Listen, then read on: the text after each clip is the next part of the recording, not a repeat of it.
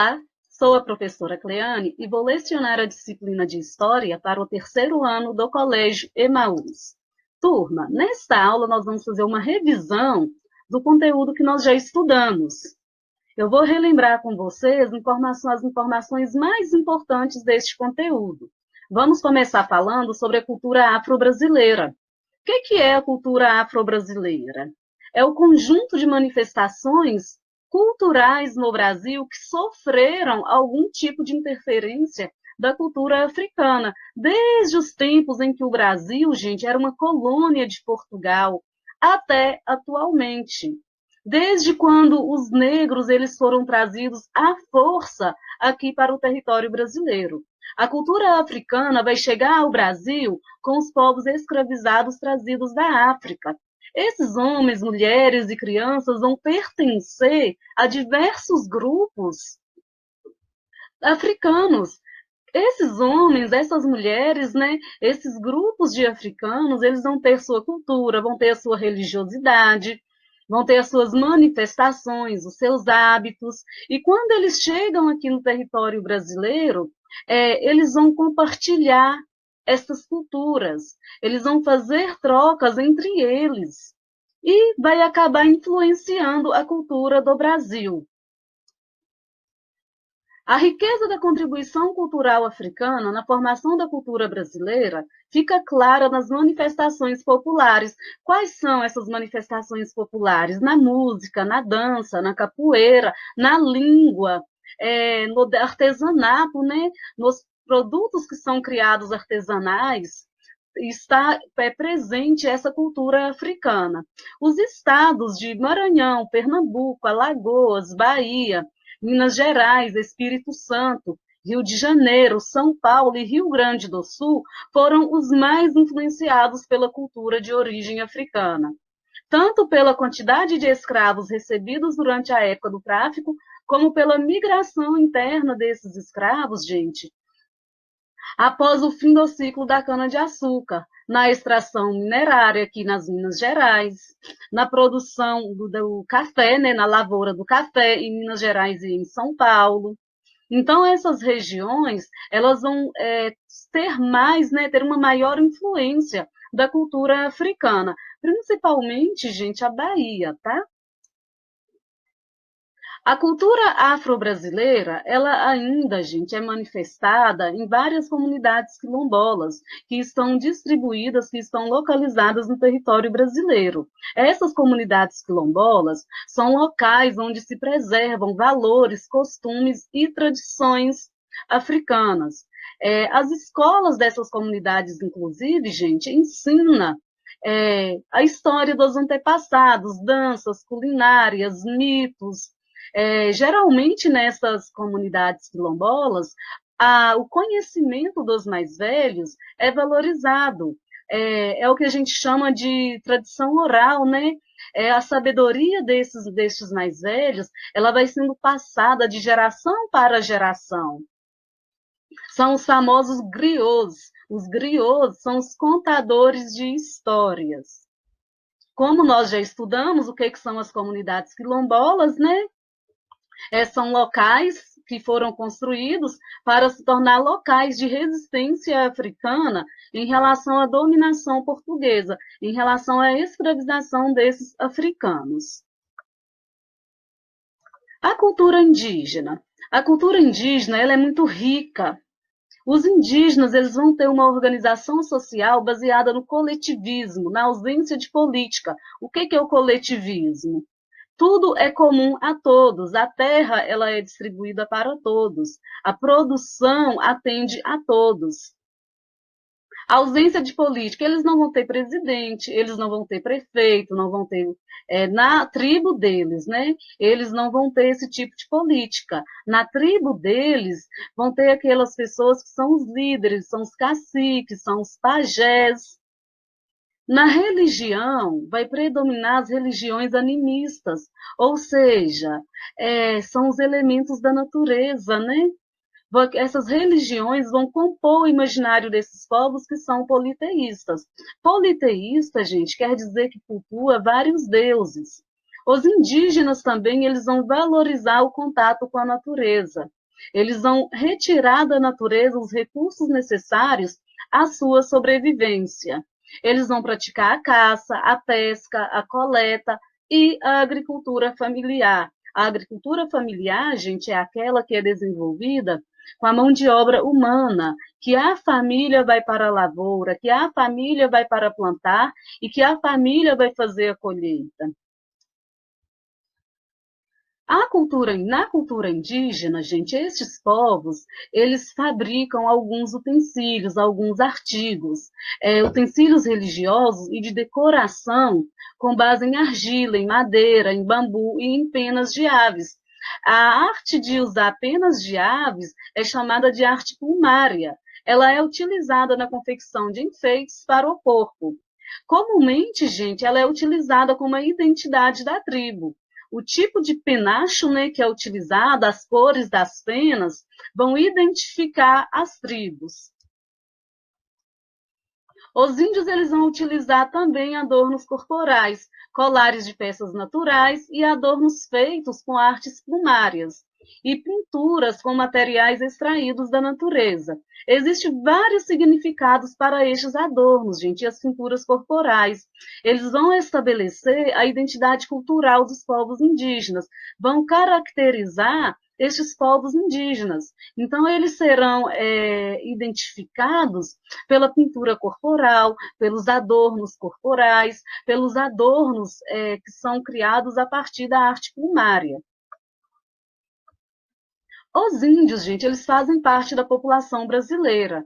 Muitas pessoas, às vezes, desconhecem a diversidade indígena que existe no nosso território.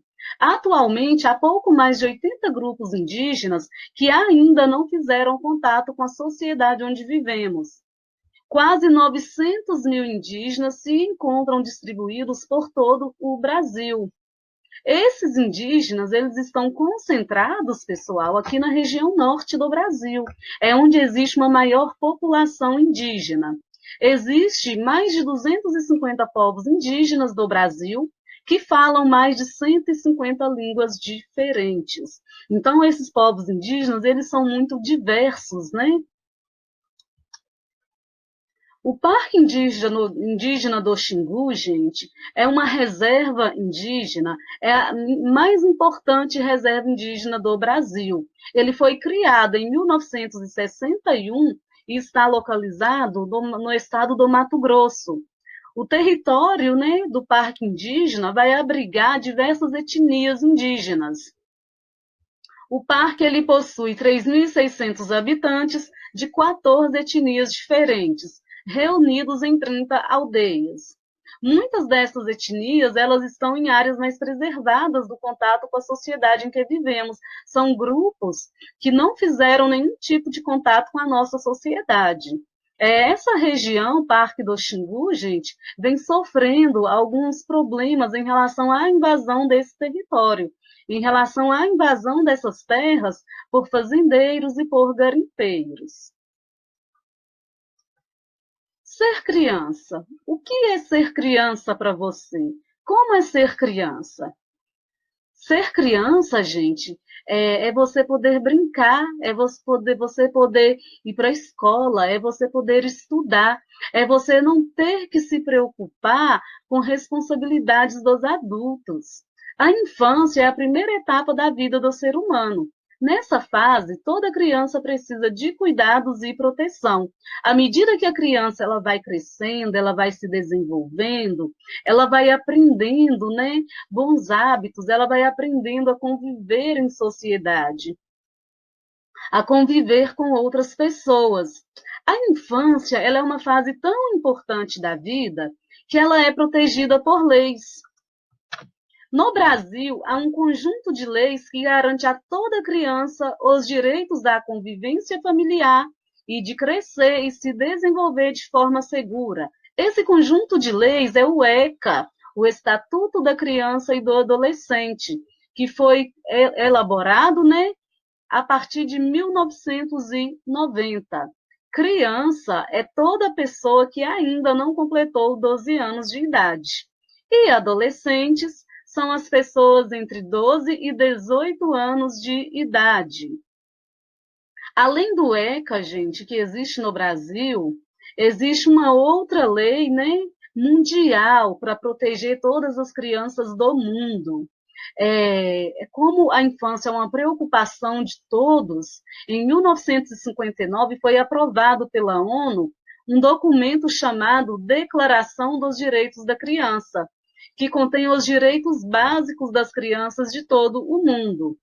Eu coloquei aqui só o primeiro direito básico para a gente ter uma ideia, mas nós já vimos os 10 direitos básicos, né?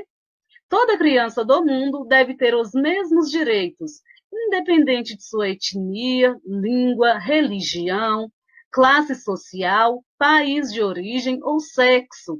Então, toda criança tem direito, independente de onde ela mora, independente de com quem ela more, independente da língua que ela fale. Toda criança deve ter esses direitos garantidos.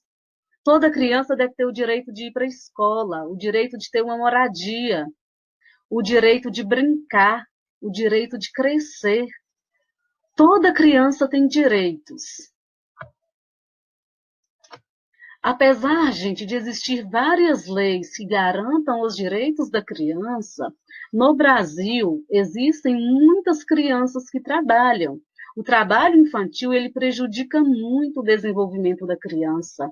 A criança, ela fica mais irritada, ela fica nervosa, ela não consegue estudar. Vai atrapalhar o desenvolvimento social dessa criança também. O trabalho infantil prejudica o desenvolvimento das crianças. Criança tem que estudar e brincar. O trabalho infantil ainda é uma realidade para 998 mil crianças brasileiras, segundo dados do IBGE de 2016. O Brasil assumiu internacionalmente o compromisso de erradicar o trabalho infantil até 2025.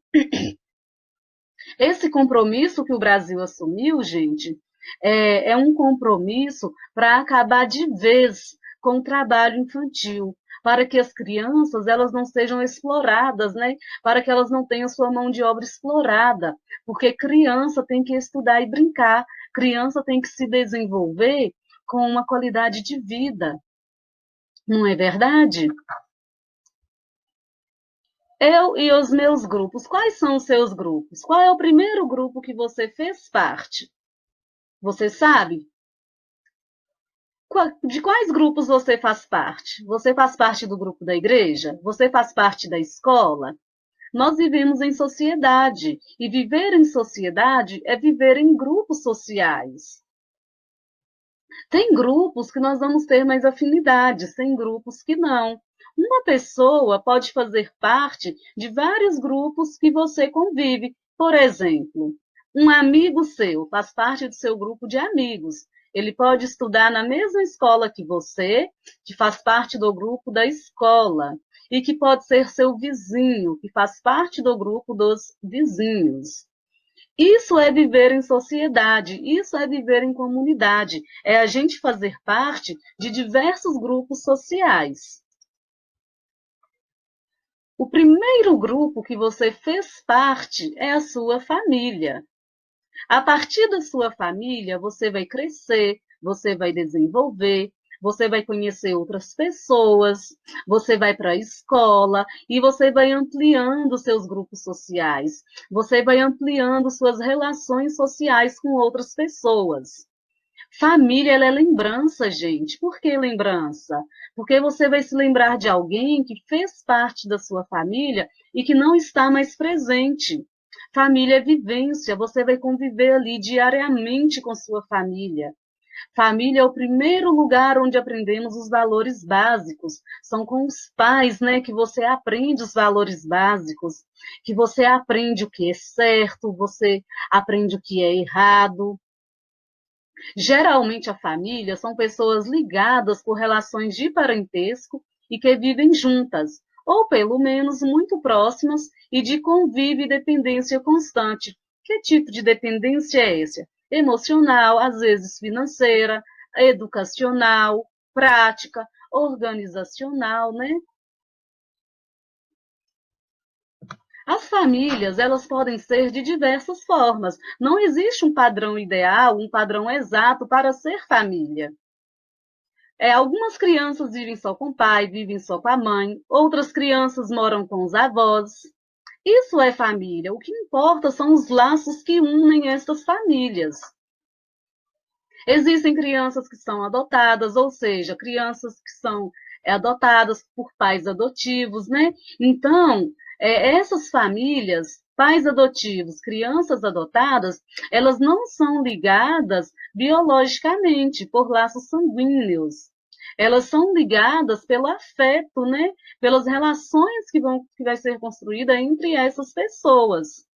O laço familiar com os pais adotivos, gente, é o mesmo, independente se são pais biológicos ou se são filhos biológicos. O mais importante em qualquer família são os laços emocionais e de cuidado. Toda família, toda criança tem direito a uma moradia. Todo mundo tem direito à moradia. É isso que diz o artigo 6º da Constituição Federal do Brasil.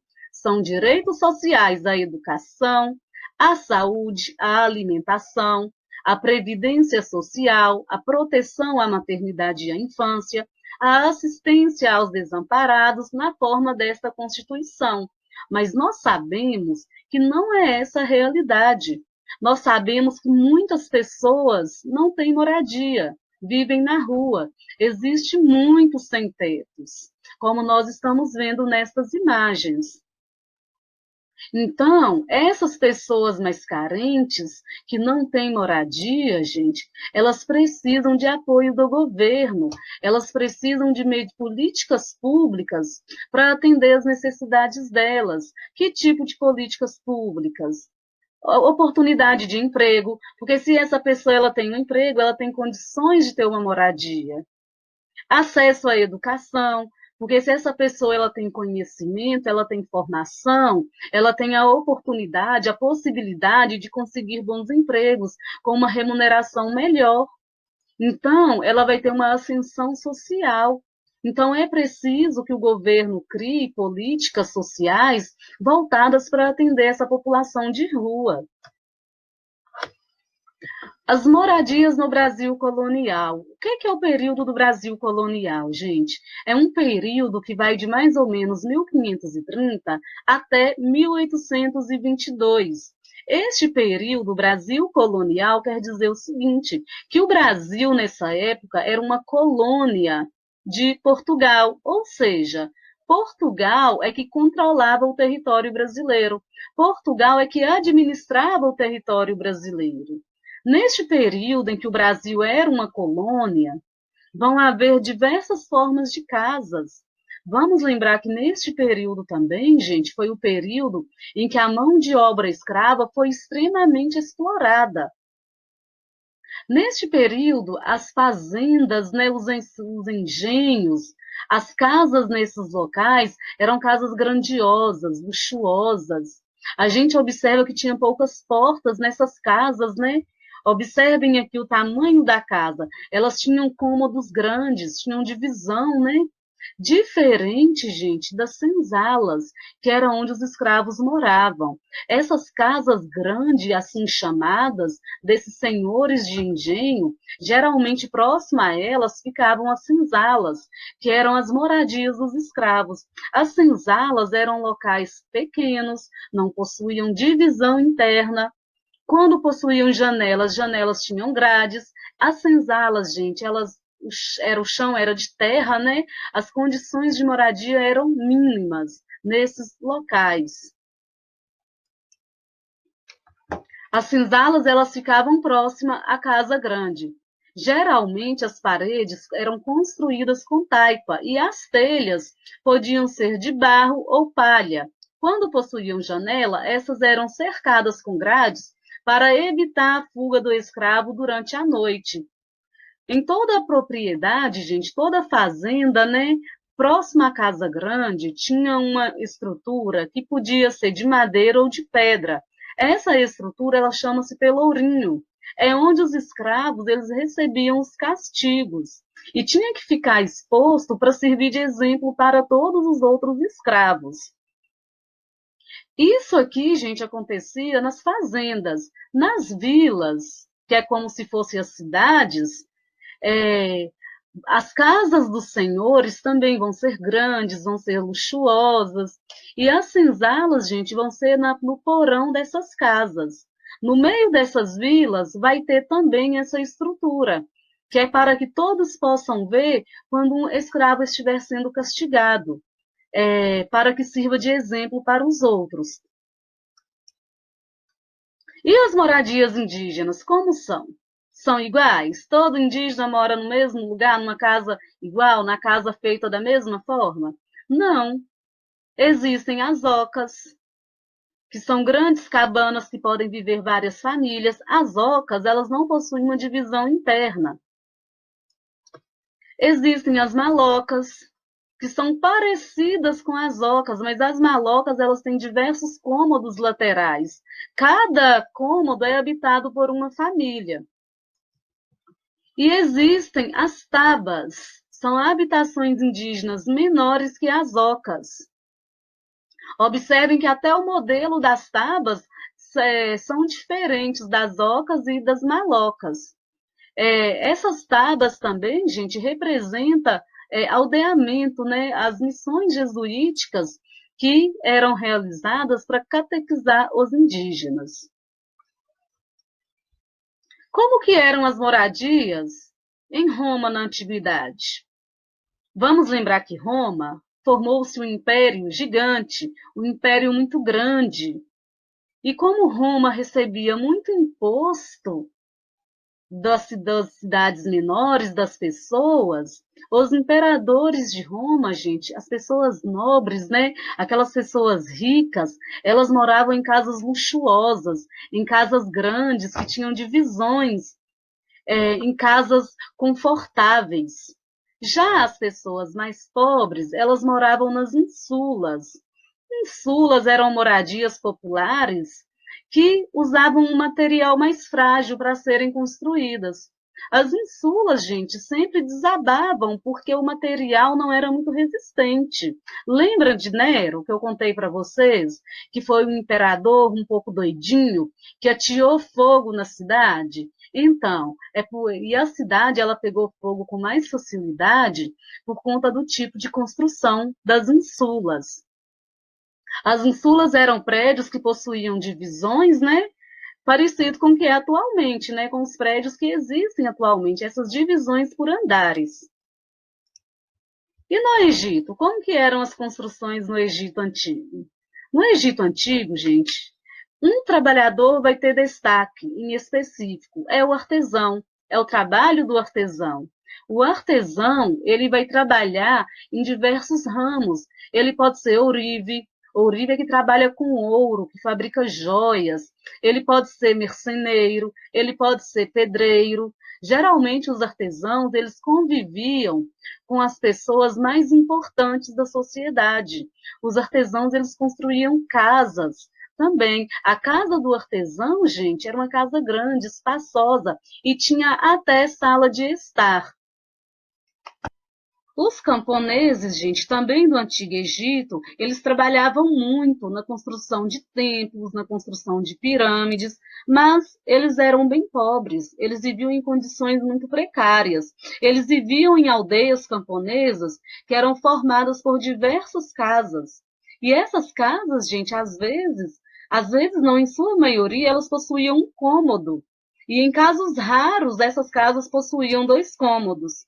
Geralmente essas casas elas tinham uma única porta e não tinham janelas. Os telhados eles eram feitos de ramos e folhas de palmeiras. Mulheres, homens e crianças amontoavam-se nessas pequenas moradias. Os camponeses, eles compunham a maior parte da população do Egito Antigo. Eles eram também conhecidos como felás.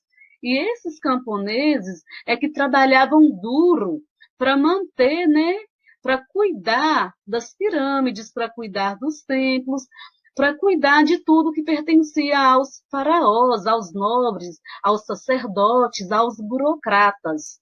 Eram os camponeses também que trabalhavam na produção agrícola, para produzir alimentos para toda a sociedade egípcia. A civilização grega. A civilização grega é uma civilização que surgiu muitos séculos antes de Cristo. A Grécia antiga, gente, ela era um conjunto de polis. O que são polis? Eram cidades independentes e que muitas vezes tinham rivalidades entre si e muitas vezes tinham conflitos entre si. Nós podemos citar como exemplo Esparta e Atenas. Essa forma de cidade, né, de polis, não surgiu de uma vez, foi surgindo aos poucos, gradualmente. As sociedades elas foram se organizando, foi surgindo um governo, uma organização administrativa, dando origem às polis. A polis era uma cidade fortificada que possuía como principal centro a Acrópole, que era construída em terreno elevado, em território elevado, e que reunia os principais prédios da cidade. A Acrópole ela era construída em um território mais elevado para ficar protegida de ataques. Como que era a educação nesses locais, gente? Como que era a educação na Grécia Antiga? Vamos falar da educação em Esparta. Tinha como objetivo principal formar soldados fortes, valentes e capazes para a guerra. Os meninos, a partir dos 7 anos de idade, eles deixavam as suas casas, deixavam a sua família para serem educados. Quem cuidava dessa educação era o Estado, gente. Eles tinham treinamentos militares até completar 20 anos. A partir dos 20 anos, eles entravam para o exército. Os meninos eles andavam descalços e com a cabeça raspada. Aprendiam leitura e escrita até os 14 anos. As mulheres em Esparta, elas não tinham educação como os meninos. Elas eram educadas em casa o suficiente, né, para elas poderem administrar as propriedades da família. Algumas mulheres espartanas, elas também recebiam treinamento militar, recebiam treinamento físico. Já em Atenas, a educação dos meninos era voltada para o conhecimento e o desenvolvimento intelectual. A educação em Atenas, gente, ela não era realizada pelo Estado. Era a família que pagava um professor particular que ia à casa do menino ensiná-lo. Nos primeiros anos de educação, o menino aprendia a ler e escrever. Mais tarde, tinha educação física, aritmética e música. Ele recebia treinamento militar dos 18 aos 20 anos. Os atenienses diziam o seguinte, que o homem completo deveria ter uma mente sã em um corpo são, ou seja, tem que cuidar, além do físico, além do corpo, tem que cuidar da mente também, desenvolver a mente. As meninas atenienses, diferente de Esparta, elas vão ter uma educação bem diferente da dos meninos. Elas vão ser ensinadas, gente, para o casamento. Elas vão ser treinadas para viver o casamento. Elas vão aprender tarefas domésticas para se tornar uma boa esposa. Elas não vão aprender a ler, elas não vão ter treinamento físico. E nesse período, elas vão ter pouca importância social também. Finalizamos a nossa revisão. Tem algumas atividades para vocês fazerem, tá bem? Copiem as perguntas no caderno.